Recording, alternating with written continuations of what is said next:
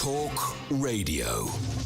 Now, Lance Forman is a man we speak to on regular occasions here at the Independent Republic. He's a very sound individual. He's run a business of his own very successfully for many years.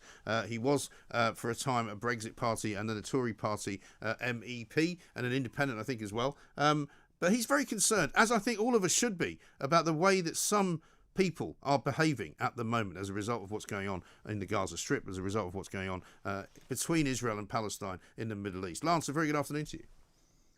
Good afternoon, and I am, rightly say, Mike, very concerned. This is, for me personally, this is very close to home. Yeah. You know, my dad came here as a Holocaust survivor, came to Britain.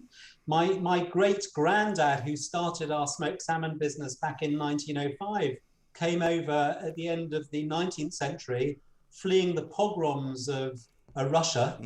And, you know, people just say, oh, this could never happen again. We're in the 21st century.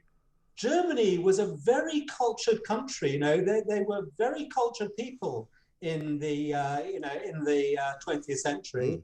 And yet they became like animals. And it doesn't take much to turn people. And I do feel today, you know, a lot of people say that, you know, Israel is the cause of anti-Semitism.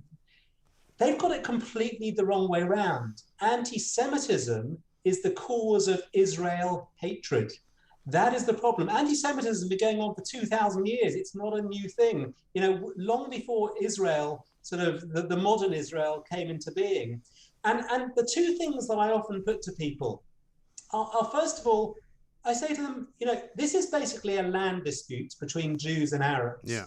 There are more than 200 other land disputes going on all over the world with more deaths, more people being displaced. You know, 10 to 20 million people were displaced in India at the same time as 500,000 in Palestine. Yeah. Why are you just talking about Israel? Why are you not talking about all these other land disputes? And at the same time as that 500,000 Arabs left what became Israel, in 1948, 600,000 Jews were thrown out of Arab lands. Their land was stolen. They were ethnically cleansed. Why are you never talking about those? So, you know, I feel that there's a huge double standard here. And I think part of it is due to anti-Semitism, and part of it is due to ignorance.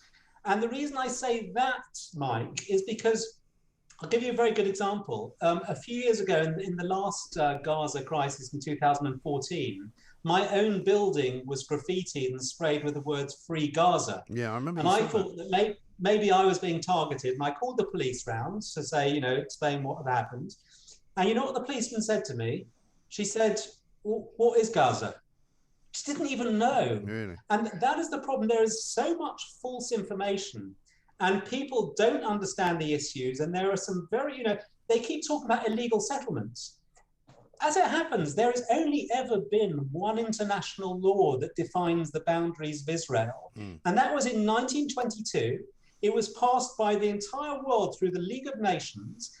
And that defined the boundaries of Israel, and actually included all of what we now call the West Bank and Gaza. Not that Israel wants that. But those are the boundaries. And in that same agreement, it also defined the boundaries of Iraq, of Jordan, of Lebanon, of Syria. If Israel's boundaries aren't valid, none of those boundaries are valid. It was the same agreement. Well, that's the problem, isn't it? And ignorance is often the biggest enemy obviously, of truth. But, you know, it comes very close to home for me as well, because when I saw those cars driving on Finchley Road, you know, I grew up not a million miles from Finchley Road. I grew up in North London. I grew up in Hampstead, just off Platts Lane, very close to Golders Green. A lot of my friends were Jewish. A lot of my even though I was raised as a Catholic, I went to work in a shop in Hampstead. We used to go to restaurants. You know, there was a very large Jewish clientele. I went to live in New York for 10 years.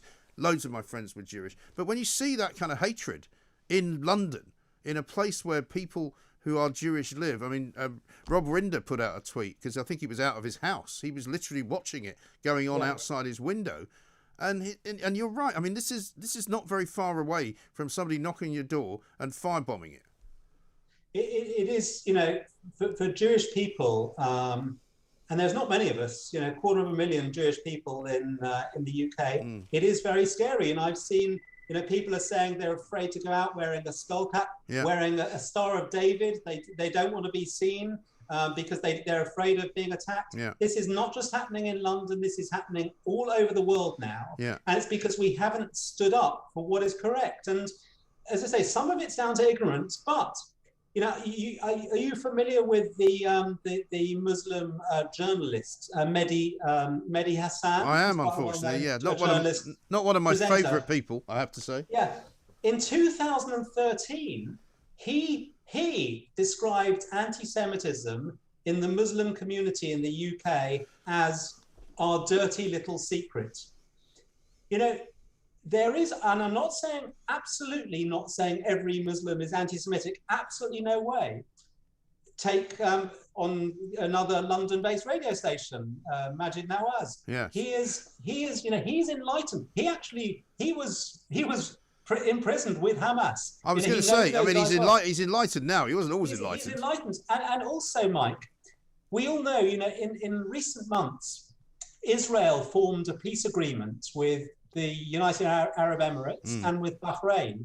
It's been amazing to watch the leaders of those countries and people in those countries on social media in the last 6 months. They were saying, we're so glad to have this peace with Israel now. We've been, we didn't even know about the Holocaust. They've been told lies about Jews for decades upon decades. And now they're traveling to Israel. They're meeting Israelis. They're building great relations. There have been so many lies over the years, and the Arabs that lived in Palestine, right from the start, in the 1930s, the Grand Mufti of Jerusalem, he was meeting Hitler in Berlin, working out how he was going to do the genocide of the Jews in Palestine. Yeah. This is not something new. And so when they say it's all about the settlements, this is just nonsense. Of course it is. The settlements didn't exist and they were trying to kill us. No, it's poison. Lance, let's call it for what it is. It's poison, it's hatred, it's discriminatory, and it's got no place in any country in the world, certainly not in this country. But let's face it, you talk about the police not knowing anything about Gaza. They've changed all that, haven't they? Because now they're recruiting people who actually start shouting "Free Palestine" at a bloody march for Palestine. That really was outrageous. And when you're What's that all about? Uniform, you have to be totally impartial. And you know what, Mike? I don't say sack her, but what I would say No, I don't either. What I would say is, in the same way as if you're speeding for the first time, they put you on a course. She should go on a course. I would like to spend a day with that policeman and teaching her the real history of what's gone on there. Yeah. Because when people understand it, and people understand the Jewish people are indigenous to that land. They are indigenous to that land. It was their kingdom 2,000 years ago. It doesn't mean they can come and take it. Doesn't mean they can kick people out of their homes. They shouldn't be doing that. But that is their homeland. And when they've been persecuted for 2,000 years all over the world, people say, go home, go home. Where should they go? That was their home. Well, exactly. Maybe what you could do is take her, Lance, to those areas of Western Israel where the rockets fall every single day, week in, week out, day in, day out, before any of this was going on. It's, and people say, oh, look at the poor Palestinians. In Gaza, they have spent hundreds of millions of dollars, maybe billions of dollars on I think it's coming up to 4,000 rockets. These are not cheap. These rockets that they literally lob into metropolitan civilian areas in Israel. They have built, you might have heard the phrase, the terror tunnels. Yes. Okay? These tunnels that they built, we're not talking about a little tunnel under your garden. I've also watched. Tube network. I know. I've also watched Fauda, Lance, which is a great show. I don't know if you've ever seen it. Yeah, absolutely incredible, right? But I mean, I remember stories as well where they're bringing things into through these tunnels, including wild animals. I think there was a story a few years ago where they brought a lion in. They bring food in. They bring all sorts of stuff in. They are only, I would say, as deprived as Hamas wishes them to be. There are 300 miles of tunnels, 300 miles of tunnels where they stash all their arms, their military hide. And those tunnels are used to tunnel into Israel so they can attack just innocent civilians. So what's been going on is that Israel, the IDF, the Israeli Defense Force, has been targeting and bunker bombing these tunnels so the tunnels collapse. And what's happened is that because they've tunneled under people's homes, those homes have collapsed into rubble, as the tunnels collapse. Right. Now, when they complain, we don't have enough money for COVID vaccines. Well, if you didn't spend hundreds of millions on tunnels to attack Israel and billions of, dollars on rockets, you could have the most thriving, beautiful economy. It could be the Singapore of the Middle East, Gaza. That's how it was left. Yeah. 8,000 Jews were evicted from their homes when Israel handed over Gaza to the Palestinians, because Gaza said, we don't want Jews living here. Yeah. And they call us the apartheid state. I know. They call Israel the apartheid state. They are the ones that want their country to be free of Jews. I mean, this is the hypocrisy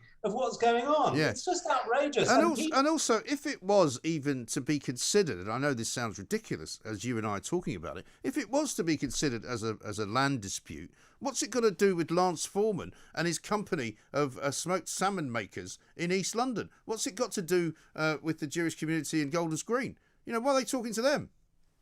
Exactly. This is a land dispute, but for Hamas, the terror organization, and it's not me saying that, they are an internationally prescribed terror organization that runs and controls Gaza. Can you imagine? I mean, they're the same as ISIS. That's what we're talking about. We're not just talking about a normal country or, people that are quite aggressive. They are like ISIS. Can you imagine if we had on the border of the UK, instead of it being France, it was ISIS on our border, and they were lobbing 3,000 or 4,000 rockets into London and Liverpool and Birmingham every night? Would the people here be saying, we should sit down and talk with them and let's, we wouldn't. We'd be defending ourselves, and we'd be trying to demilitarize them and actually make sure that our people are safe. And that is the responsibility of any government. Israel has, even before its existence, always wanted to share that land. In 1937, there was something called the Peel Commission, which offered Israel only 20% of the land they're in. You know what? Israel accepted it. The Arabs said, no, we want it all. Yeah. In 1948, when Israel was formed by the United Nations, the United Nations had a partition plan. They said Israel can have 55% and the Arabs 45%. Again, Israel said yes, the Arabs said no. Even recently, the Israeli Prime Minister offered them 99% of the land that they said they wanted, and they said no, because it's not about the land. They just don't want Israel there at all. Right. They just do not want the Jews and they make no secret of the fact that they wish Israel did not exist, and they would like to do whatever they can do to make it disappear. It's in their charter, and not just Israel, Mike. Their charter actually says Jews. It talks about killing Jews all over the world. They don't want Jews to exist. Yeah. It's not just about Israel. And this is what people, I don't know, either people are willfully blind or they're just ignorant. It's got, it's one or the other. Yeah. It can't be anything else. And if they're ignorant, fair enough. I'm not interested in every single political dispute that goes on around the world. Right. This one's obviously very close to home. Fair enough, but let's educate people. Yeah. Let's not have this disproportionate. We keep hearing on the media. I find it very frustrating. They say, today this number of gardens have died, this number of Israelis died. If you take that back to World War II, and you look at civilian deaths, in the UK, we lost 70,000 people. Germany lost 3.3 million people. So should we say, Britain should have lost another 3 million to have made it fair? Yeah. It's just nonsense. Right. I know, it really is. But also, the thing that worries me, Lance, is that we have institutionally sort of aided and abetted this kind of behaviour as well, to some extent. There was a rabbi beaten up in Essex over the weekend. I get reports all the time from communities up in the north of England where there's a kind of a two-tier town. There's a Muslim community in which there are some very fine people, but in which there are also some very fundamentalist people who are kind of aided and abetted by the local councils. The police don't go anywhere near them. I'm told there are people that drive around waving ISIS flags at times. And, somebody's got to get to grips with this. It's difficult, Mike. I've actually spoken to an MP. I'm not going to name any names, but I spoke to an MP and I was talking about the Israel-Palestine situation. This is not recently, this is a previous incident, and he was very pro and agreed with everything I was saying. I said, well, why can't you be more vocal about this? Why don't you say this? He said, well, it's difficult because I've got a large Muslim constituency. Yeah. And that's the problem. You know, this is a real problem. You know, but even if your average man in the street, you know, if it wasn't anti-Semitism and it was because they love and they feel that the Palestinians have had this injustice, you know, how is it? Just in the Syrian war, just recently, more Palestinians, many more, by a factor of I think about 5 or more, Palestinians have died at the hands of the Syrians in the last few years than have died in all the battles with Israel since 1948. Right. But you haven't seen one of them go marching saying the Palestinians are being killed. It's only if there's a battle with Israel. And even last night, 16 Palestinians in Gaza died, 8 of them children. Absolutely tragic. Killed by their own rocket. It landed short. It killed their own.